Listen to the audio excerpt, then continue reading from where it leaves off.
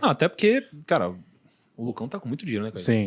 E ele vai pra Orlando, com certeza. Então... Caramba. Mas eu queria saber o Acabei seguinte, de comprar cara. um tênis. Hoje, como que você ganha dinheiro hoje? Quais são as suas fontes de renda hoje? Eu sou sócio-diretor em 50% de ativos de uma indústria química e farmacêutica, que eu me tornei sócio aos 30 anos de idade, que era a empresa que eu era funcionário.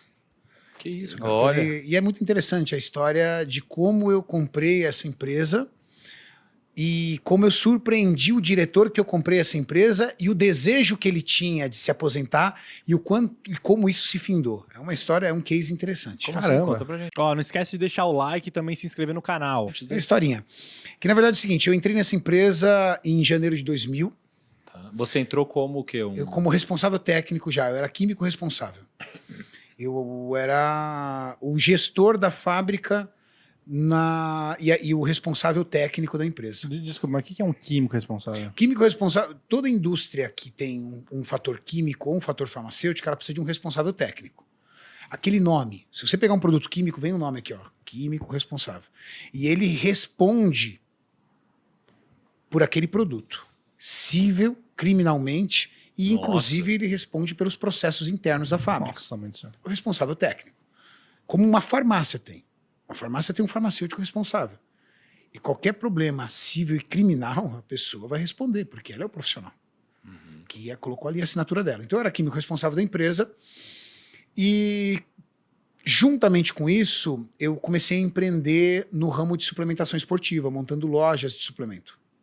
Montei uma loja, montei duas. Chegou um momento que eu tinha 7 lojas de suplemento e uma distribuidora. Não é a época que o online ainda não existia.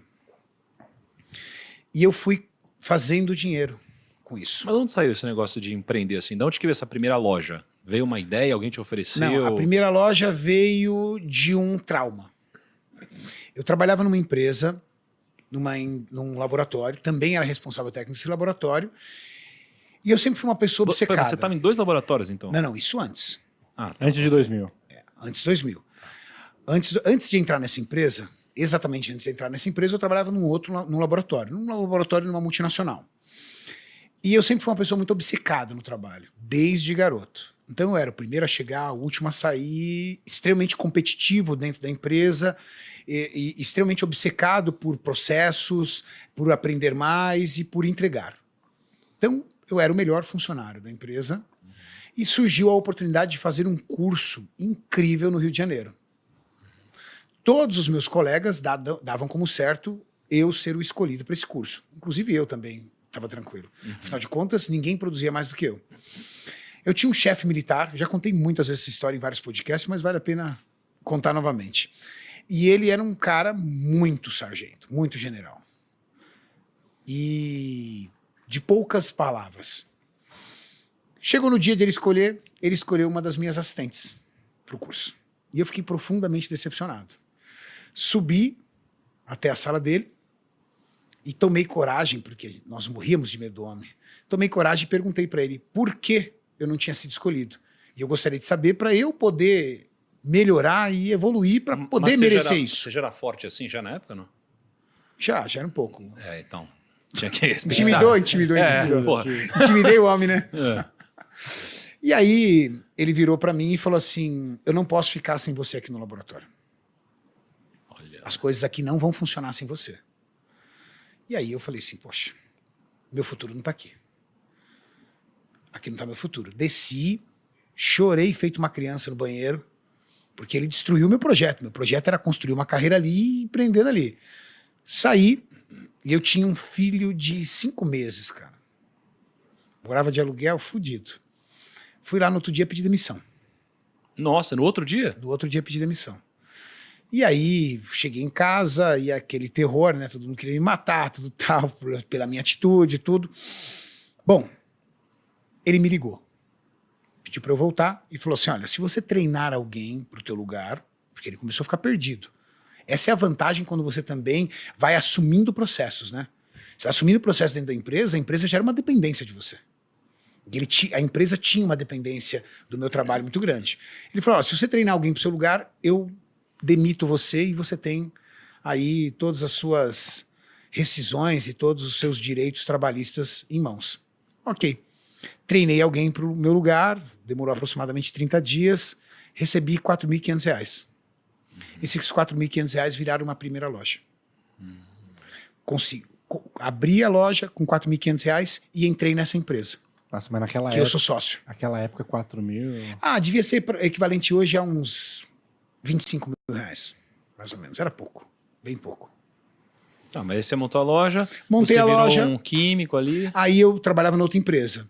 Aham. Então, o dinheiro da loja, eu fui abrindo outras lojas. Mas a ideia de montar a loja foi porque você tomava suplemento? A ideia de montar a loja era porque eu conhecia desse mercado. Eu entendia disso.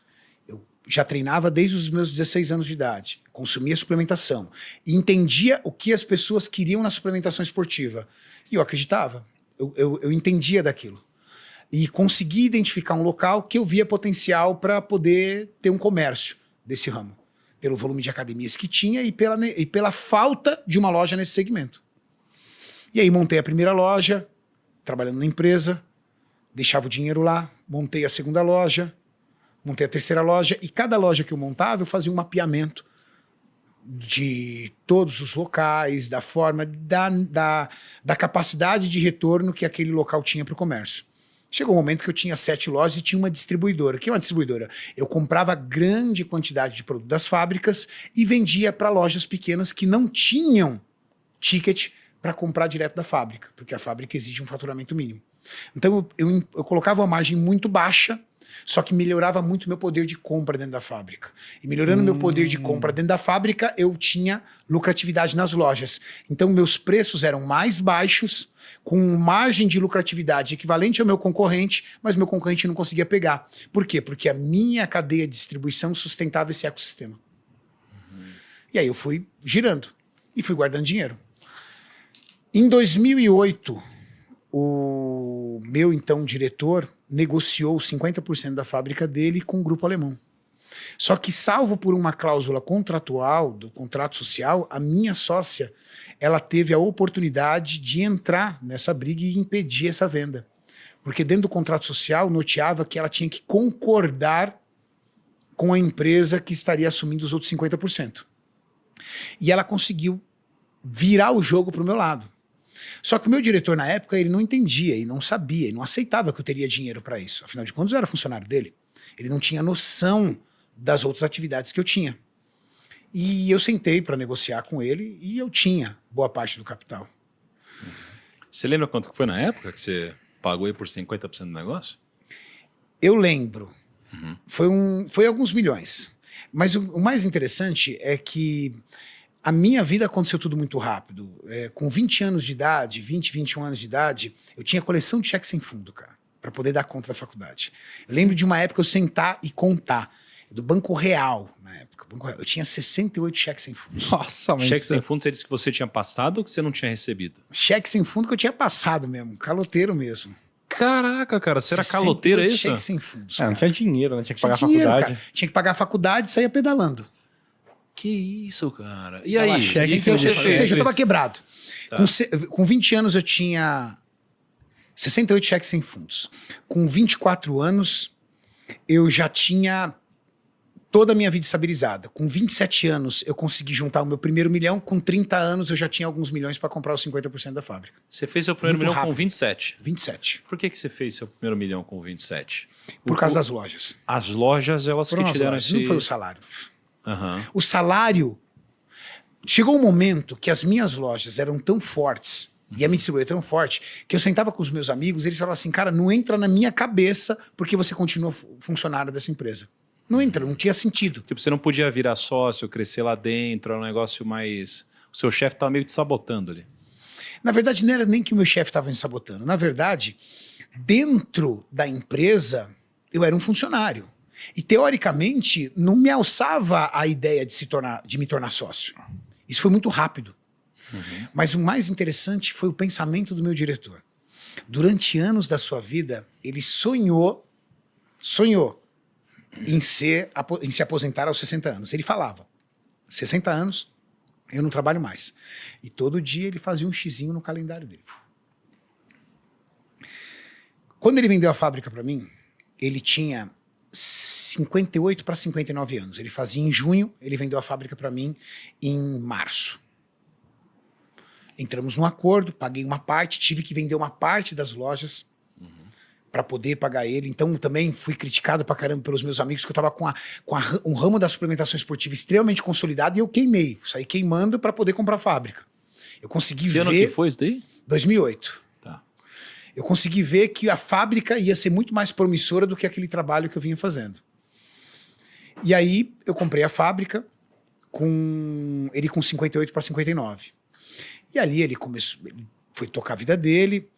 E aos 60 anos ele disse que se aposentaria. Com 59 anos e faltando 6 dias para completar 60, ele morreu. Que isso, cara? Faltando 6 dias para completar 60 anos, ele teve um ataque fulminante e morreu. Caramba, meu. Nossa. É interessante, né? Cara, Triste, hein, cara? aquilo foi tão marcante para mim e para minha sócia da fábrica que eu tentei tirar um aprendizado disso, de ver, porque eu vi o cara. Durante anos da minha vida eu vi ele falando, porque com 60 anos eu não trabalho mais. Ele ficava o tempo todo falando isso. Era a obsessão dele. Então, às vezes, por exemplo, ele discutia com a minha sócia e ele falava assim, eu tô avisando, se eu não arrumar alguém para comprar minha parte na fábrica, entendeu? A gente vai fechar isso aqui, porque com 60 anos eu não trabalho mais. Ele tinha dinheiro guardado, sempre foi uma pessoa muito conservadora, de hábitos simples, tinha dinheiro para tocar o resto da vida dele tranquila. Faltando 6 dias para completar 60 anos, ele morreu. Ou seja, cuidado com o que você pede. Caramba, cara. Tem que tomar um pouco de cuidado com o que você pede, porque às vezes você pode ser atendido